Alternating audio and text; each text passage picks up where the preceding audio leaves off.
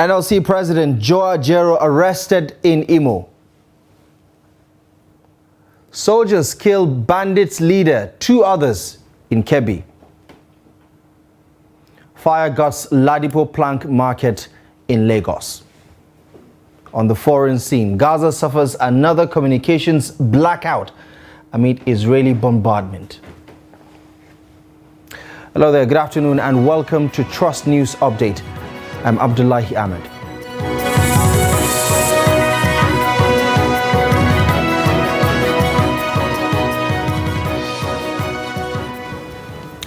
We start with that breaking news from Imo, where the president of the Nigeria Labour Congress, Joe Ajaero, has been arrested in Owerri, the Imo State capital. Ajaero was picked up from the NLC State Council Secretariat by armed police officers in Owerri. The head of media at NLC headquarters, Benson Upa, confirmed this development. The NLC is leading a statewide protest and strike in Owerri over what it described as lack of respect for workers on paid salaries, among other issues.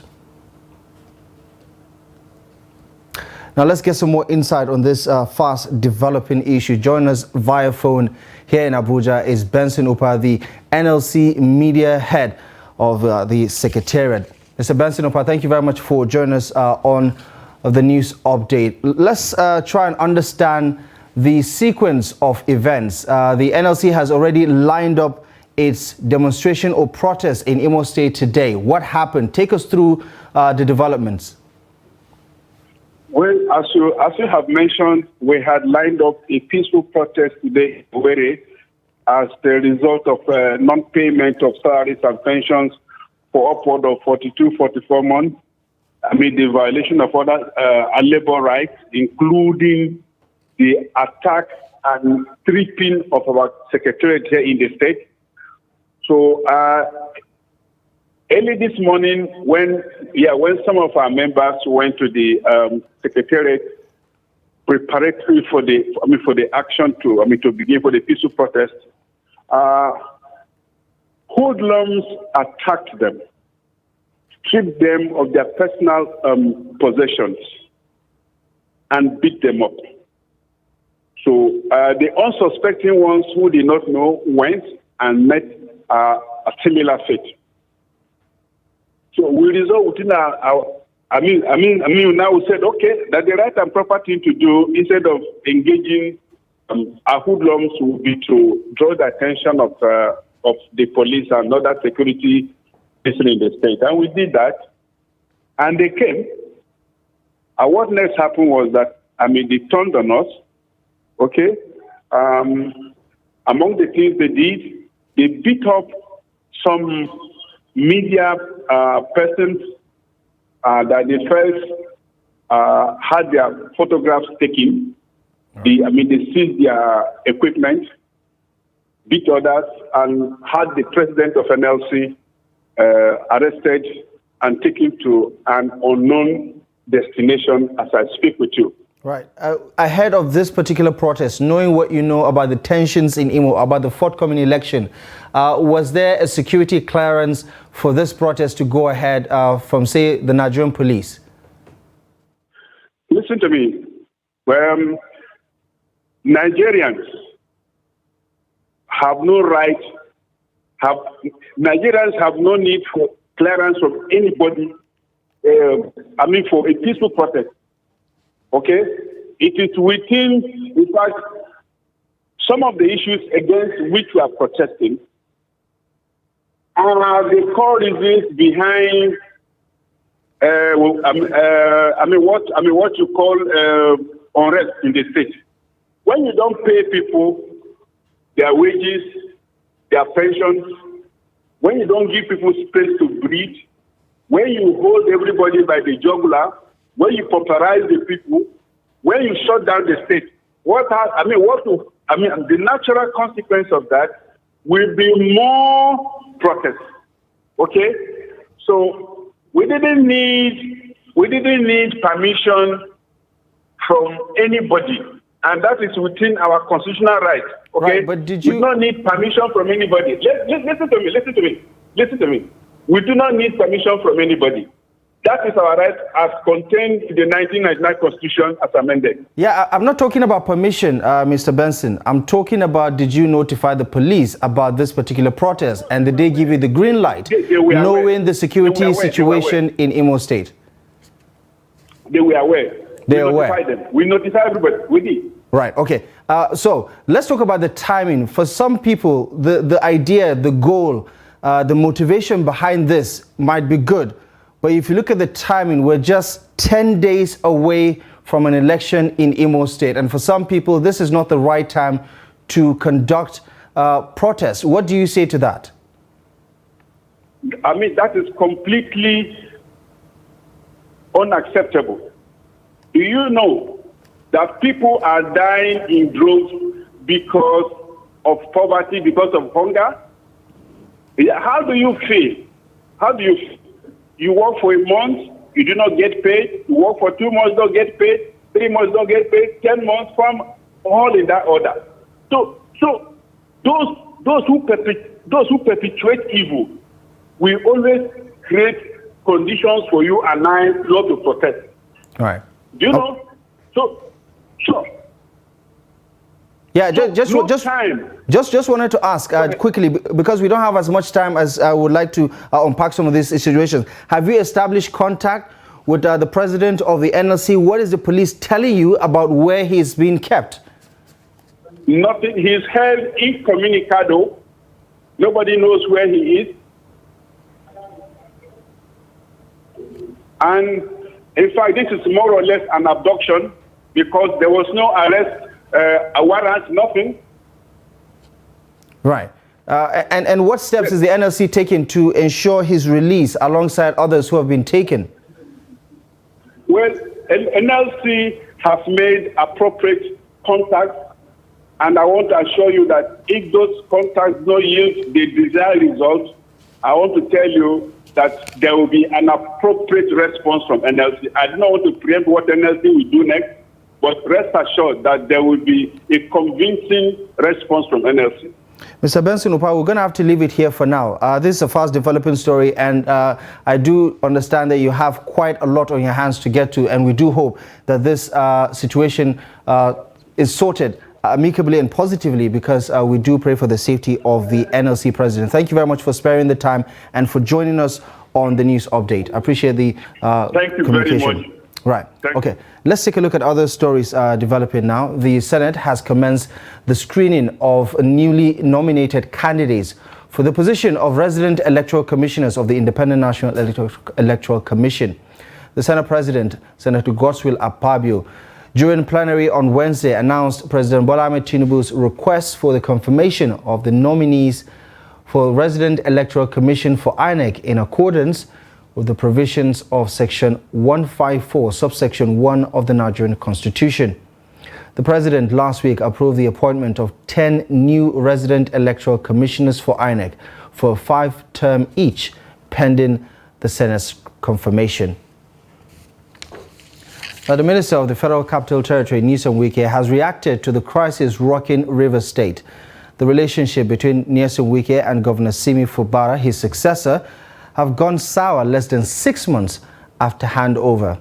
President Bola Ahmed Tinubu has intervened in the crisis by suing for peace with the PDP Governors Forum, acknowledging the president's intervention.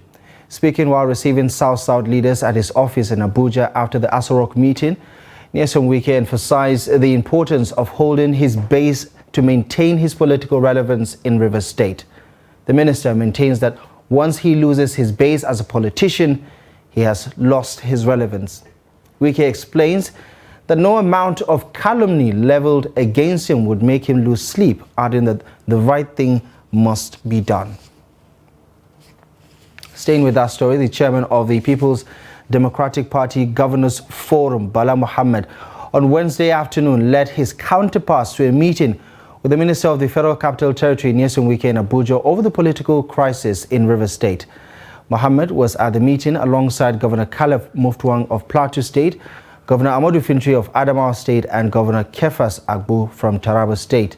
The mediation meeting with Wike was agreed upon by the governors of the PDP after the forum's meeting on Tuesday night. The forum had agreed to meet with the FCT minister to reconcile issues between him and his successor in Rivers State, Governor Simi Fubara. Wednesday's meeting is focused on reconciliation efforts with the FCT minister and the PDP from the fallout of the 2023 convention that produced Atiku Abubakar as the PDP's candidate for the February presidential election. More from Rivers State, as the police command has confirmed the arrest of 122 youths for allegedly breaking into the residence of the Speaker of the State House of Assembly, Martins Ameule, during a protest in Port Harcourt, the state capital, on Tuesday. The command says the protesters were led by the state chairman of the National Youth Council of Nigeria. The State Commissioner of Police, Emeka Nwonyi, disclosed this in a statement issued on Wednesday. His statement was signed by the command spokesperson, Grace Iringe Koko, a superintendent of police. He stated that the youth, with the intent to commit felony, stormed the Speaker's residence at the Forces Avenue, Old GRA in Port Harcourt, and forcefully gained entrance by damaging the front gate.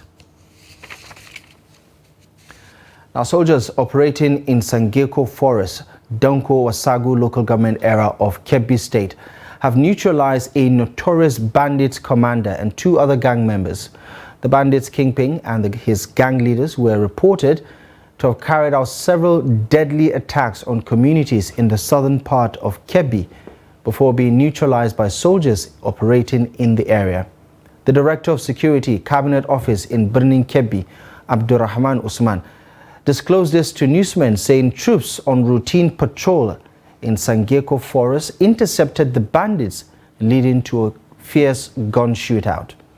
Now, the operatives have recovered 2 motorbikes and other items. In Lagos, goods and property worth millions of naira were destroyed by a midnight fire at the popular Ladipo Plank Market, Amukoko, along Igamu Road, Orile area of Lagos State. The Permanent Secretary of Lagos State Emergency Management Authority, Femi Oke, confirmed the development, stating that no life was lost during the incident. According to Oke, the agency, quote, responded to distress calls and arrived at the scene of the incident to discover that the plank market was being gutted by fire. Though the cause of the fire has yet to be established, eyewitnesses say the fire started around 12:30 midnight in the main market. Lasema and Lagos State Fire Emergency Service and the Federal Fire Service have successfully tamed the blaze after battling it for hours. Now, Nigeria is still grappling with inequality in governance as activists highlight the marginalization of women in the governance process at both federal and subnational levels. Now, despite the approval of the new national gender policy in 2022, Nigeria is still lagging behind in meeting its mandate for gender equality. Aisha Saliu tells us more. It's a no-brainer that Nigerian women have more to offer in public service but have been largely relegated to the fringes in shaping government policies and programs essential for the development of the country. Findings show that sociocultural stereotypes and prejudice are being used to undermine the careers of women vis-a-vis a lack of adequate attention spotlighting the successes of women in the public domain. We did basically a textual analysis of media reportage around women in elective and appointive positions, not necessarily about the reasons women were sacked in these positions. And that's why our recommendations are based around how we can change these narratives to ensure that the narratives are done the way they do for the male. Same should be done for the female in these positions. For the women, we saw some forms of sensational reportage more compared to the male. These are the kind of issues. And so when somebody is aspiring to get into positions, they begin to read these kind of narratives. And it might in one way or the other even affect the way people want to present themselves in positions. In addressing these issues, the Gender Center of the National Institute for Policy and Strategic Studies presents potential opportunities for strategic collaboration to bridge the gaps of human capacity and skills, integration of gender mainstream of public policy, and development interventions through policy output and uptake. Help women who are interested in such positions to build a groundswell of political and social capital, and probably even financial capital, that would help to position them more strategically through different kind of human capacity and skills development tools. All hands must be on deck to promote inclusion. And how do we do that? We do that by positive image for women in appointive positions. In fact, since we haven't been able to get the 35% affirmative action for political positions where we have to contest and vie for elections, since it has not been possible for Nigerian women, the only alternative we have here now to balance it is to have more women in appointive positions. And until we fight to that point, or we continue to advocate for gender parity, which is the new norm, we need to do all that we can to boost inclusion of women in positions of leadership, so that our voices will be heard, so that there will be balance, so that there will be national growth and development. Gender activists say there may be more opportunities for the political career progressions of women if there is a public shift in public mindset towards promoting more women into leadership roles, which will unlock more opportunities for the nation in tackling existing and future challenges. Aisha Salihu, Trust TV News, Abuja.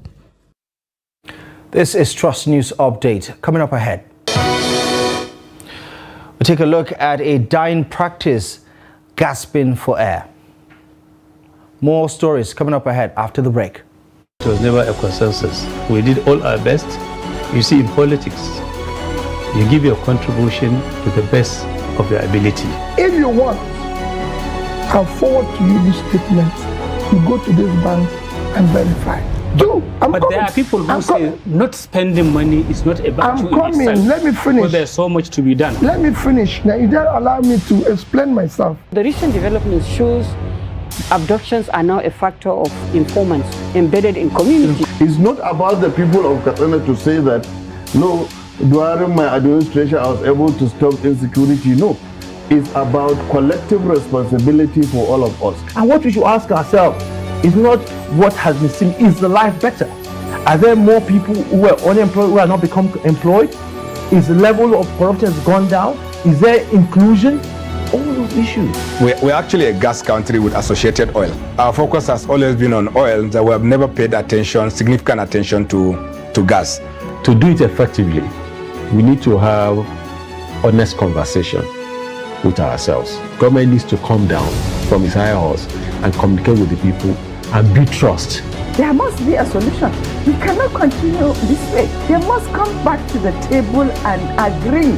So whose child will do deny education? All these children that sit for jam, they want to go to higher institutions. But just a short while ago you were saying that why bring 10 children when you cannot cater for them? So why bring more universities when you cannot cater for the existing?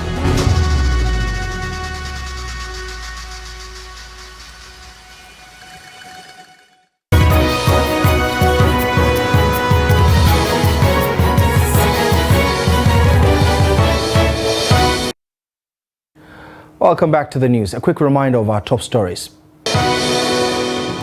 NLC President Joe Ajaero arrested in Imo. Soldiers kill bandits leader, 2 others in Kebbi State. Governor Babagana Umar Zulum of Borno State has called on leaders across Nigeria and Africa to take action against challenges of climate change, which has caused floods, desertification, destruction of farmlands and displacement of people leading to deaths. Now, the governor made the remarks at the 23rd International Conference and 43rd Annual General Meeting organized by the Nigerian Institute of Agricultural Engineers in Borno.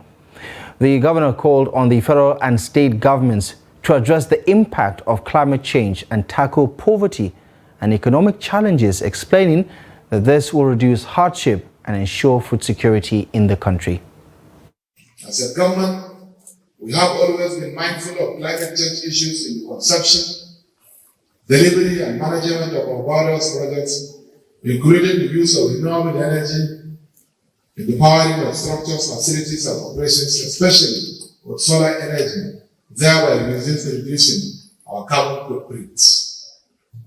So we as agricultural engineers must be committed to tackling climate change providing sustainable solutions to climate change. However, as we seek to do this, we are equally aware of our pressing concerns that must be addressed. Climate change is impacting human lives and health in a variety of ways. It threatens the essential ingredients of good health, clean air, safe drinking water, nutritious food supply, and safe shelter. Now, laundry services have come a long way in Nigeria, providing thousands of jobs and meeting the needs of millions of Nigerians on a daily basis. Now, these services have been transformed and expanded over the years from the old Mabuga, where traditional methods and tools are used, to the modern practices where innovation has simplified the process. The age-old practice of Mabuga is now facing stiff competition from modern outfits, as Trust TV's Bello Musa reports on the survival of Mabuga in the business industry. This practice has been around for hundreds of years, meeting the needs of individuals who want their laundry done by professionals. Zaria is home to some of the oldest Mabuga in northern Nigeria.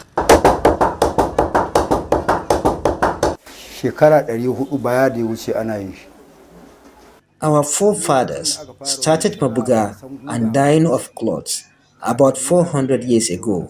They started because then there was no pressing iron.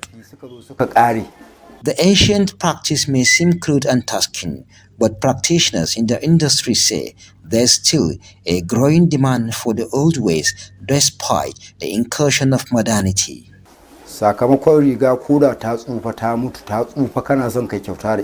Even if clothes are old, if we pressed it here with this wood, it will appear new, and this embroidery design will be shiny and attractive. Although modern practice has taken over a significant portion of the business, Okasha takes pride in the connection between the business and traditional northern culture. White men came, they met our forefathers practicing Mabuga, and later they invented pressing iron. People from Adamawa, Katsina and Jigawa and other states send their clothes here because historically only Zaria and Sokoto do this work.